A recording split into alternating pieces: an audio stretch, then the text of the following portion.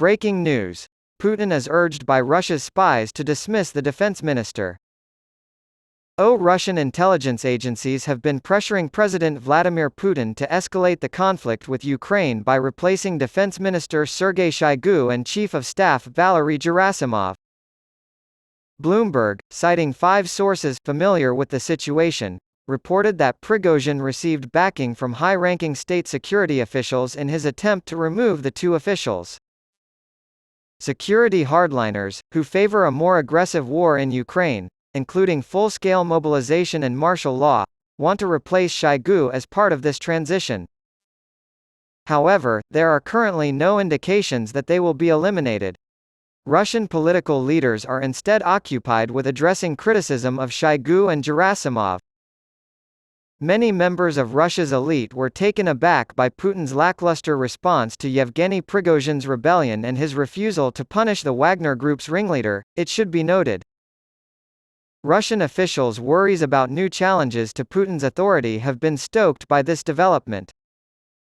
In addition, the occupying forces retained bitterness over Russia's military setbacks. Both Sergei Shoigu as defense minister and Valery Gerasimov as chief of the Russian armed forces are still in office as of this writing. Protests against the murderer and criminal Putin have been held in Porto, Portugal. There are many terrifying layers to the story of baby killer Lucy Letby, whose actions led to the deaths of 7 infants and the attempted deaths of 6 more. However, there are legal implications that, given the meticulous way in which lawyers study the procedure and precedents of trials in neighboring jurisdictions, should be cause for concern in addition to the depravities. This hearing was held in secret for a long time, and it wasn't until the very end that the full extent of the anonymity orders were revealed. Despite victims and families being legally identified at the time of Letby's arrest 5 years ago, reporting was limited, confusingly, to a long list ranging from Baby A to Baby Q, after she appeared in court in November 2020. Victims weren't just given extra security, either. Several crucial witnesses asked to remain anonymous, and they were granted anonymity.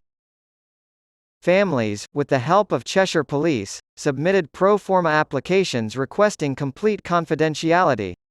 Similarly, the attorneys representing several of Letby's co-workers were successful in having their clients' identities withheld on the grounds that doing so would be detrimental to their clients' mental health. The prosecution argued that Letby's killing spree was motivated by an obsession with a married doctor working at the Countess of Chester Hospital.